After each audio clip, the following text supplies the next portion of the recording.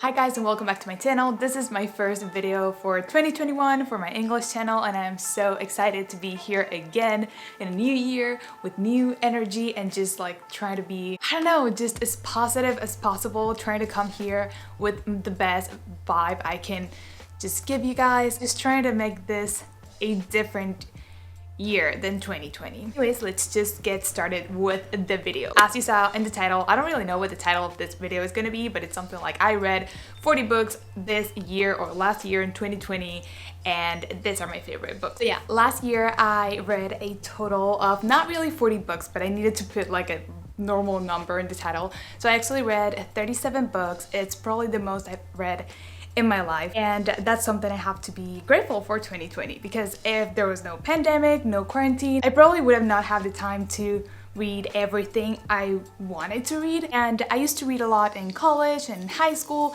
but when I moved to LA, I basically stopped reading because buying books was so expensive and I was like, I will never ever get a Kindle.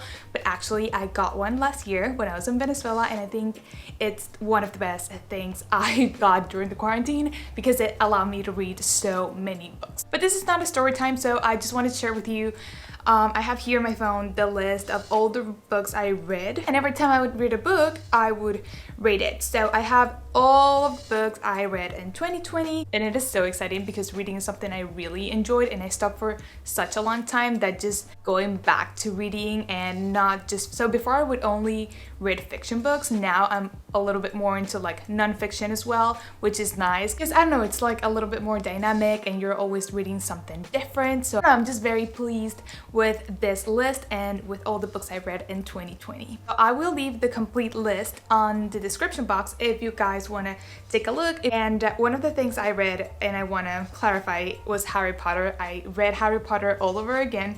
I read it when I was younger. I just decided to read it again and it was just perfect. It was probably my favorite thing to read this year.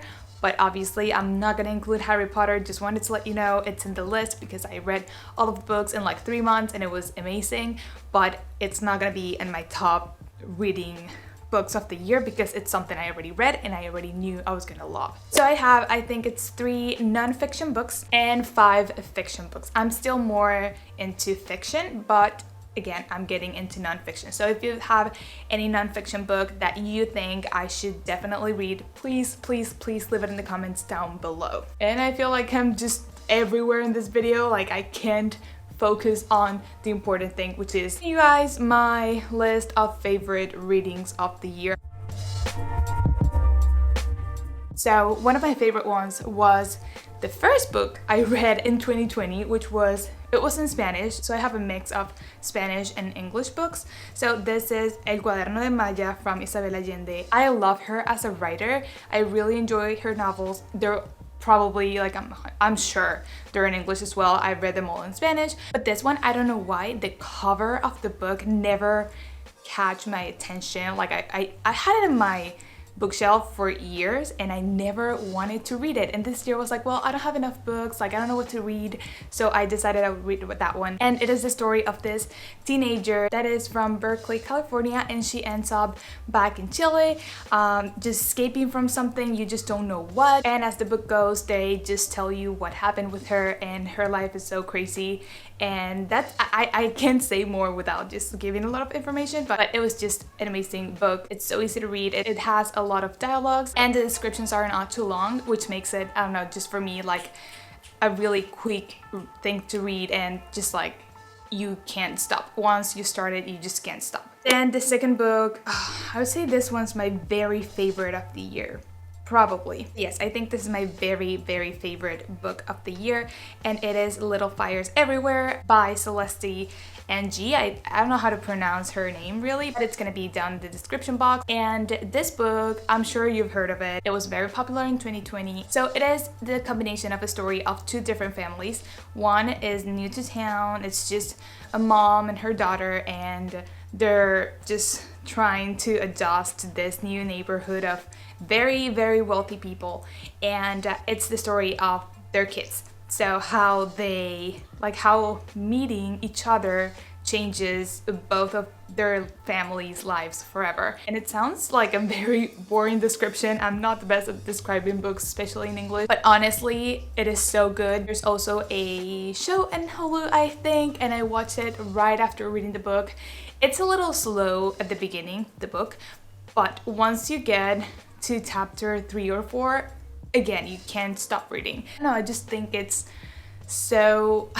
just talks a lot about human connections and human behavior, and I love that.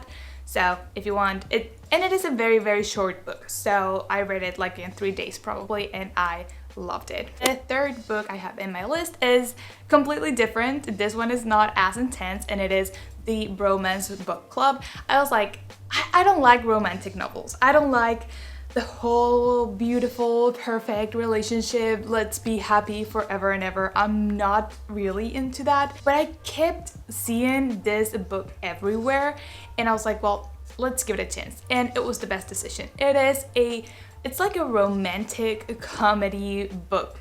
It is so funny, it is so realistic, the characters are amazing. You just keep laughing over and over again, and it is this couple that is getting a divorce, and one of the guys, so the center of the story is really the guy, and his friends basically kidnap him, not really, but just take him with them, and they offer him to fix his relationship, to make everything perfect for him again by joining a romance book club. That's the whole thing of the story, and it is so funny. I don't know why, like it's just really good. So if you like romantic things, or even if you don't, but you like romantic comedy movies, like not so cheesy ones, this is really good because it is cheesy. I mean, it is cheesy, but it's also very funny. And I also read the second part of it, so let's just put them together. Both of them were just really, really good. The next book is completely different. It is a lot more intense, a lot more deep in everything it says, and it is Where the Crawdads Sing. I hate that word. Where the Crawdads Sing. I don't know. I'm gonna leave the title here. You know, I can't say that word. It was hard for me to read at the beginning because I was reading it in English, and obviously English is not my first language, and it was so descriptive, and they would use a lot of words that I don't know how to explain it. It's not like English you hear every day, at least not for me, and there were a lot of words it was kind of hard for me to understand, and I was struggling a little at the beginning of the book, but the descriptions are so beautiful. The story is, it's just beautiful. When you read it, you can imagine everything perfectly, and again, it is a really descriptive book, which I typically don't enjoy, but this one was so beautiful. I don't even know how to explain this. It was just probably one of my, like, I loved how even with the language I couldn't totally understand at the beginning, and even with so many descriptions, so many details, I loved the story so much, and the ending is so unexpected. So I haven't even told you. This is the story of a girl who lives in a marsh, and where is it? It's Louisiana? I don't know. It's somewhere in the US. I'm sorry. And basically her family just abandons her. Not really, but yeah, she ends up alone there. She grows up there. She meets this guy, and there's a whole just murder story going parallel with it, and I can't say anymore, but it's so good, and I really recommend it if you didn't read it. It's actually, I think they're gonna make a movie of it, so if you want to watch the movie, I recommend reading the book first because it is beautiful. And finally, I don't think this was in my top readings of the year, but I wanted to add something a little different that I also enjoyed because the story was very unexpected. So I love mystery books. I love thrillers, and I love like murder cases, like stories. They're just very interesting to me. And if you like that type of story, this book is for you. It is Then She Was Gone by Lisa Lewis. Jewel.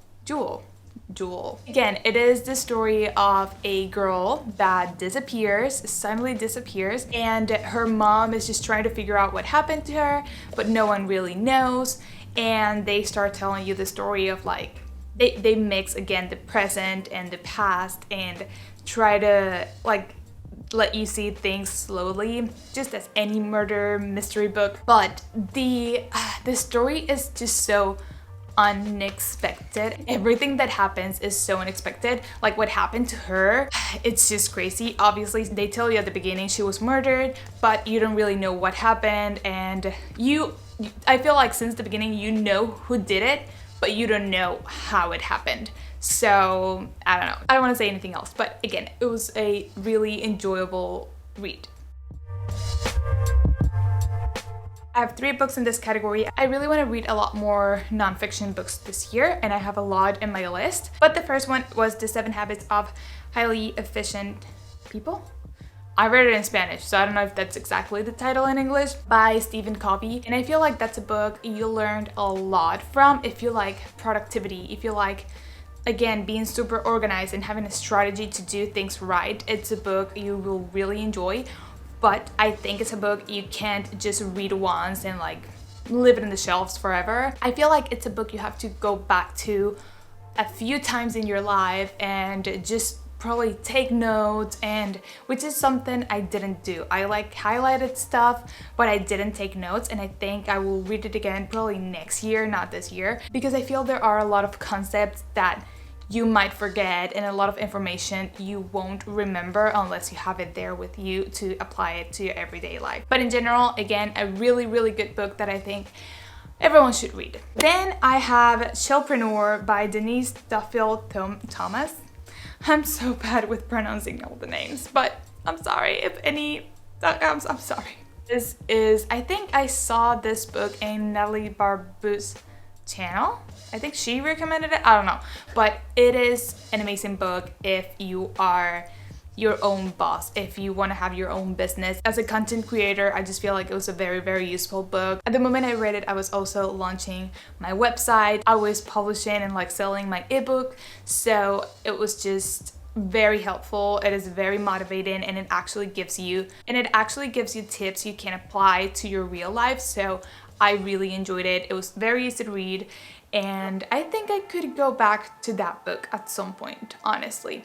And finally, the third and last book in this category and in the video is Hello Fears by Michelle Poler. She's Venezuelan, and I had to include her in this book because I didn't know about her until this year when I was in a little online conference from We'll Grow, which is an organization focused on supporting Latinas in the US. So they made this little conference Zoom call or like event, and this girl was invited there. She started talking, and I was like, she started talking in English, not even in Spanish. Like she was just sharing stuff, and I was like, I just clicked with her. And she was Venezuelan, just like me, and she was talking about her book that she was launching, and I signed up to read it, and she sent me the book, and I'm so grateful because it is so, I could feel so identified with everything. So it is very focused on how your fears are there for you to get over them, and like how being brave is not really not having any fear, but like just facing those fears and just, I don't know, growing from those fears. And it has a lot of exercises you can just do while you're reading. I'm just really excited about it because it was a wonderful book to read, and I really recommend it. And I wanted to end the video with that book because I'm very proud of this girl, even though I don't know her in person. But I don't know, I just think that what she's been doing is just amazing, and I don't know, as a Venezuelan, I feel very proud of her. So yeah, those are my top 8 books of the year out of 38. Obviously I read a lot of books I didn't enjoy as much. Yeah, I don't know, feel free to DM me on Instagram and ask me about the books because I would love to talk with you guys about them. I love talking about books, I love reading, and I hope it's something I continue doing this year. I would love to hear from you guys. What was your favorite book of 2020? What did you enjoy the most? And I don't know, just recommend me books because I have a huge list of books I want to read, but I am always happy to add even more. So yeah, that's it for today's video. Please don't forget to give this video a thumbs up if you enjoyed it and if you want to support my channel, and I'll see you guys in the next video.